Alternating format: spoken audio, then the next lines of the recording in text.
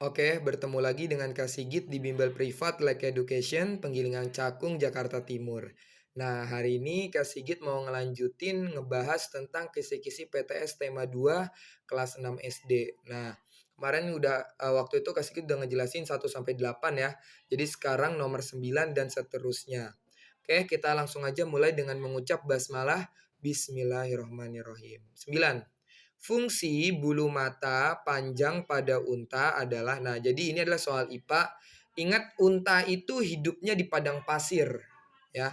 Unta itu hidupnya di padang pasir. Nah, salah satu adaptasinya unta itu pada bagian tubuhnya adalah dia memiliki bulu mata yang panjang. Nah, fungsinya itu untuk melindungi matanya dari debu dan pasir. Karena tempat tinggal unta itu kan di padang pasir, jadi banyak debu dan pasir. Terus nomor 10. Pengertian hygrofit. Nah, hygrofit merupakan tumbuhan yang hidup di tanah yang lembat. Jadi kalau hidrofit sama hygrofit itu dua hal yang berbeda. Kalau hidrofit berarti dia berhubungan dengan air. Kalau hygrofit dia berhubungan dengan tanah yang lembab.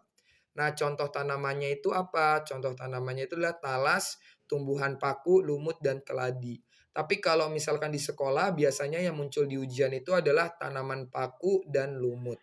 Oke. Terus nomor 11. Arti proklamasi bagi Indonesia. Nah, ini pelajaran IPS. Proklamasi menjadi puncak perjuangan bangsa Indonesia dalam mengusir penjajah dan mendapatkan hak sebagai sebuah bangsa yang merdeka, tidak berada di bawah kekuasaan bangsa lain. Proklamasi menjadikan kedudukan bangsa Indonesia sederajat dengan bangsa-bangsa dan negara lainnya. Jadi intinya arti proklamasi bagi bangsa Indonesia itu penting banget. Karena ketika kita udah berani proklamasi, maka negara-negara lain gak berani lagi datang ke negara kita untuk ngejajah.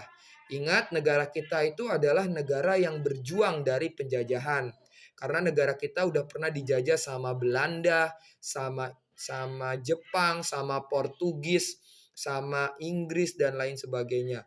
Beberapa negara itu banyak menjajah Indonesia, tapi akhirnya Indonesia berhasil merdeka dan terjadilah proklamasi. 12. Pengibar bendera pada saat upacara proklamasi. Nah, yang ngibarin bendera pada saat 17 Agustus 1945 itu ada 3 orang. Yang ke satu Abdul Latif Hendraningrat, atau biasanya kalau di soal-soal dia nyebutnya Pak Latif doang. Yang kedua ada Suhud, Pak Suhud Sastro Kusumo, kemudian Pak SK Trimurti. Nah, jadi kalau kalian gak hafal nama panjangnya bisa yang pendeknya aja. Pak Latif, Pak Suhud, Pak Trimurti, ya gitu ya. Terus habis itu nomor 13, pemimpin tentara sekutu pada saat pertempuran di Surabaya. Nah, pertempuran Surabaya itu terjadi ketika Indonesia sudah merdeka. Nah, dalang pada pertempuran Surabaya itu bukan Belanda, melainkan Inggris. Inggris datang dipimpin oleh seorang jenderal. Nah, jenderalnya namanya Brigadir Jenderal Malabi. Tapi dia akhirnya mati di medan pertempuran ya. 14. Upaya mempertahankan kemerdekaan Indonesia melalui jalur diplomasi adalah, nah jadi ingat ketika Indonesia merdeka bukan berarti negara lain nggak berani nyerang. Belanda, terus habis itu Inggris itu pada datang karena mau menjajah Indonesia lagi. Tapi kita mempertahankan proklamasi kita, mempertahankan kemerdekaan kita itu dengan 2 jalur. Yang pertama jalur pertempuran. Nah, ini contohnya tadi ya, pertempuran Surabaya. Yang kedua namanya jalur diplomasi. Nah, jalur diplomasi itu contohnya kayak gimana? Jalur diplomasi itu contohnya kayak membuat perjanjian atau rapat-rapat gitu.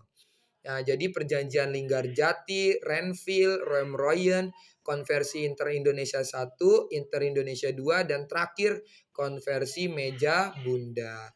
Terus contoh perjuangan bersenjata untuk mempertahankan kedaulatan Indonesia.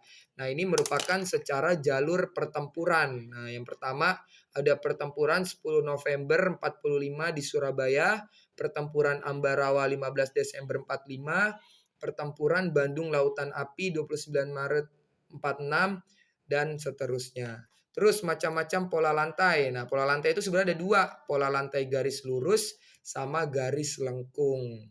Terus 17, Pola lantai pada tari kecak. Nah, tari kecak itu tari dari Bali. Nah, kita lihat di gambar, pola lantainya itu berbentuk garis lengkung melingkar. Terakhir, kegunaan pola lantai. Fungsi pola lantai untuk menata gerakan tari, membentuk komposisi dalam pertunjukan tarian, dan menciptakan kekompakan antar anggota penari. Jadi pola lantai itu berfungsi agar semakin indah dan rapi. Oke. Dah sampai sini dulu kita akhiri dengan mengucap hamdalah. Alhamdulillahirobbil alamin.